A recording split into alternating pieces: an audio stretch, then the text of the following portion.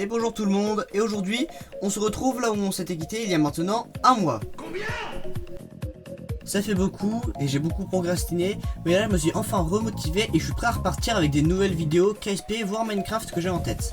Si vous vous rappelez bien la dernière vidéo, on s'était quitté avec la base qui devait se poser sur Eve, en orbite à une centaine de kilomètres d'altitude. Là j'ai fait effectuer la désorbitation pour qu'elle atterrisse dans des plaines assez plates pour de toute façon éviter de trop viser une zone précise hein. Donc l'atterrissage de la Terre là ça me va pour cette mission. Là la capsule a effectué le plus gros de son freinage dans l'atmosphère d'Eve et se retrouve à quand même 20 km d'altitude avec une vitesse inférieure à 100 mètres par seconde. Quand l'atmosphère sera assez dense pour que les parachutes se déploient, cela ralentira encore plus la capsule, et même si la gravité d'Eve est la plus forte de toutes les planètes rocheuses du système de Kerbin, l'atmosphère est tellement dense que ça va suffire pour les parachutes à ralentir la capsule, ou plutôt la base, suffisamment pour qu'elle se pose en douceur, malgré la très forte gravité.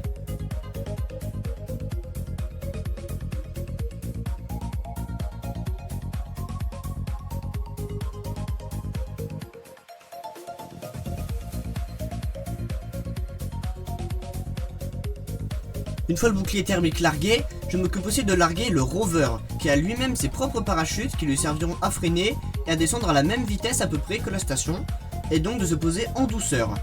Le bouclier thermique ne servira du coup pas à grand chose, et je le largue aussitôt.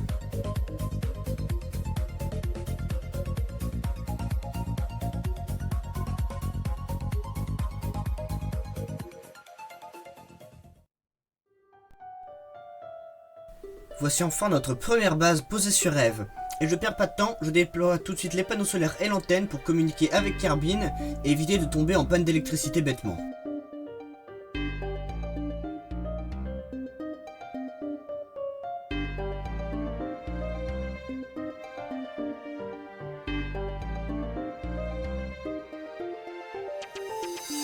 Les Kerbals savent décidément faire une entrée élégante sur une nouvelle planète.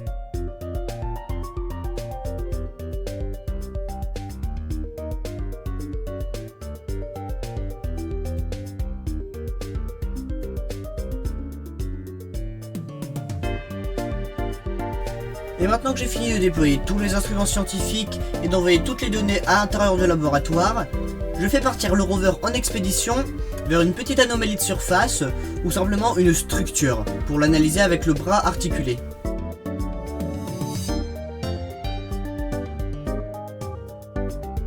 Et nous voici enfin devant la structure. Après 3 km de voyage à la surface de ce monde extraterrestre, je déploie enfin le bras robotique pour pouvoir analyser cette formation.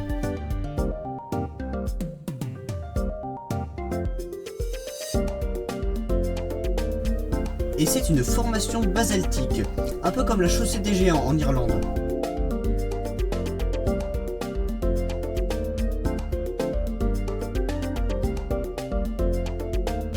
Maintenant mes Kerbals n'ont plus qu'à rester assis là pour quelques années, à faire de la science hein. Allez, on va les laisser et on va partir du côté de la lune de Eve, Gilly.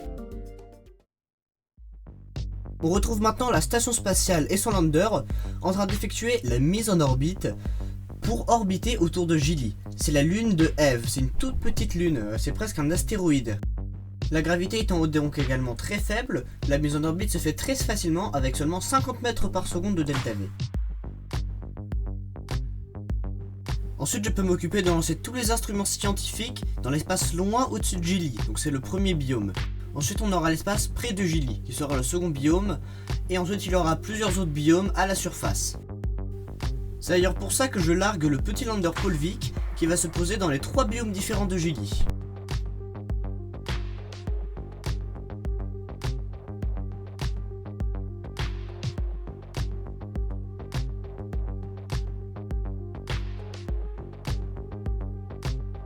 Gilly c'est vraiment juste un gros caillou qui flotte dans l'espace hein. Peu importe où on se pose, on aura toujours l'impression de se poser sur une pente là, comme une grosse montagne.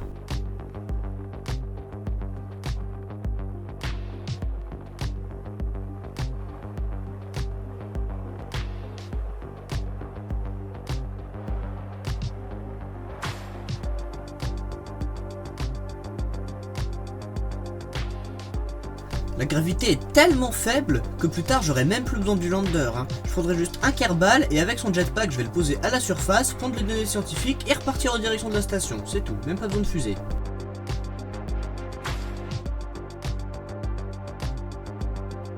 Et voilà, premier atterrissage sur Gilly confirmé.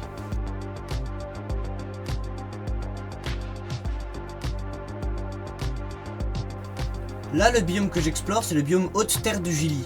Mais juste après, le petit lander va redécoller et se poser dans les deux autres biomes. D'ailleurs, en plus des instruments scientifiques qu'il a sur lui, il embarque aussi des instruments déployables en surface qu'il va laisser là et laisser tourner pour récupérer de la science. Un peu comme ceux qu'on a à côté de nos bases, que ce soit sur Eve ou la Moon ou même Blas.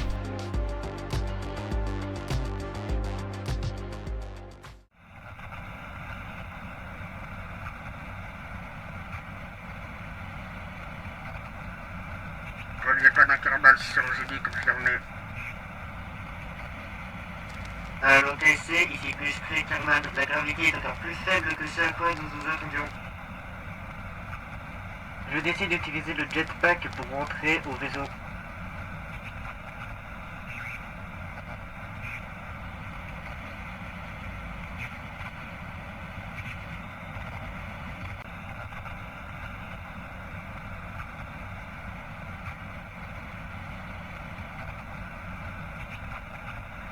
C'est un grand moment dans l'histoire de découverte de Lune ou de planètes faites de matière comestible. Et une fois qu'on a complété ce biome, on peut tout de suite passer au suivant, juste un peu plus loin. Je choisis un endroit où les trois biomes sont très proches, quasiment collés les uns aux autres. Le prochain atterrissage se fait dans une zone extrêmement pentue, on se croirait sur les pentes de Minmus carrément.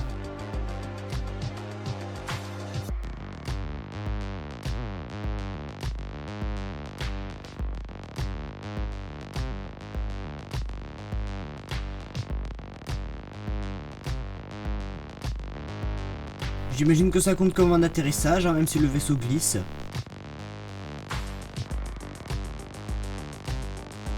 Je me dépêche de faire fonctionner tous les instruments scientifiques avant que le vaisseau n'arrive tout en bas dans le prochain biome. Cette fois c'est au tour de Lasmar, le second astronaute, de partir en AEV pour étudier la surface de Gilly.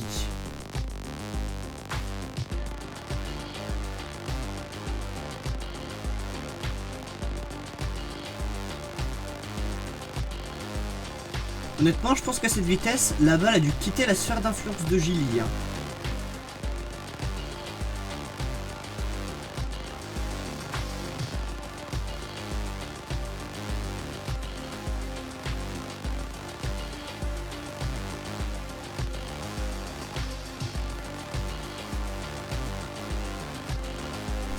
Et pendant que la fusée continue de glisser lentement vers le centre de la vallée, mon petit scientifique récupère les données de chaque instrument scientifique pour pouvoir les refaire tourner une fois dans le prochain biome pour avoir un maximum vraiment de données qu'on fera analyser dans le laboratoire qui est resté en orbite.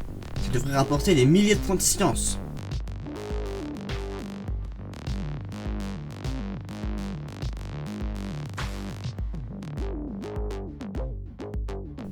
Le prochain site d'atterrissage, c'est au fond de la vallée, avec beaucoup plus de cailloux.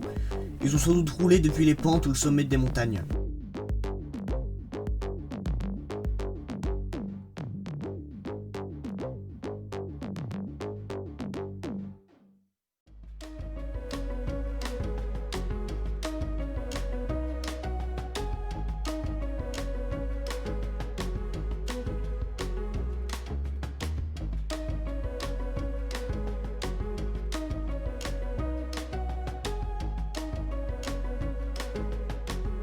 Après que notre Kerbonaute ait laissé une trace éternelle du passage des Kerbal sur Gilly, la fusée peut redécoller et essayer de se réamarrer à la station spatiale pour placer toutes les données dans le laboratoire. Après quelques manœuvres pour effectuer une rencontre avec la station spatiale, je vais sortir mon premier Kerbal qui emporte avec lui toutes les données. Je sais pas comment, il les a sans doute notées sur un petit post-it, mais du coup il les amène dans le laboratoire pour les analyser. Ensuite, c'est au tour du second Kerbal, qui lui aussi va partir en AEV pour se transférer de la capsule jusqu'à la station spatiale.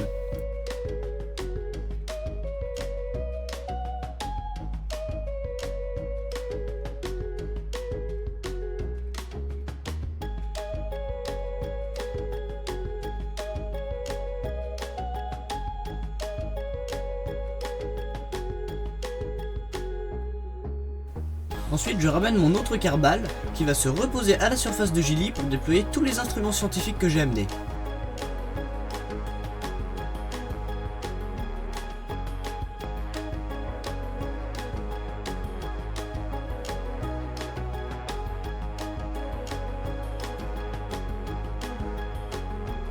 Malheureusement, je vais beau essayer n'importe où et n'importe comment, la gravité de Gilly est si faible que le temps que la pièce se pose sur la planète, parce qu'elle se déploie pas directement sur la planète, elle est genre à 3 cm au-dessus, et le temps que la pièce tombe et se pose sur la planète, le jeu me dit qu'elle n'est pas à la surface du planète et du coup ça empêche de la déployer même une fois qu'elle est au sol. Et du coup je vais beau essayer n'importe comment, jamais j'ai réussi à faire marcher ces saletés de pièces.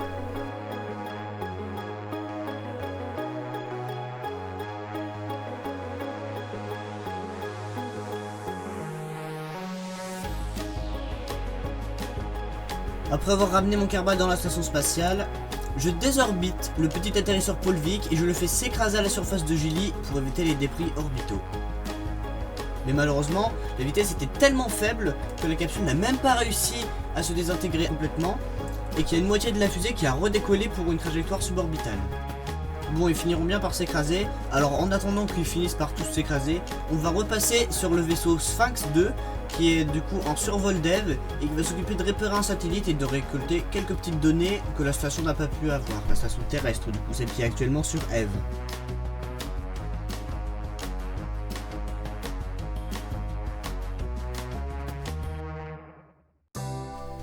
Pendant que je vous parlais tranquillement des différents vaisseaux qui se baladaient autour d'Eve ou de Gilly, Sphinx lui faisait tranquillement sa petite vie à faire ses manœuvres autour d'Eve pour rattraper le petit satellite en orbite. Là ça y est, après beaucoup de manœuvres et beaucoup de péripéties, il arrive enfin bientôt à proximité du satellite pour lui ajouter une petite pièce. Pour une somme plus que coquette, hein.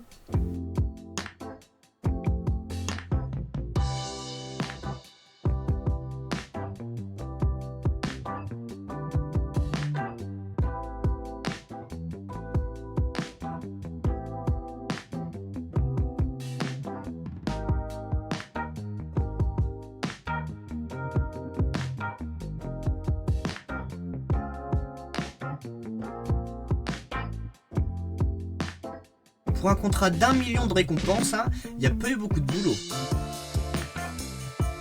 En parallèle, on a aussi le vaisseau Fuzang qui s'est posé sur Jit pour un contrat, mais bon, ça c'est pas très important.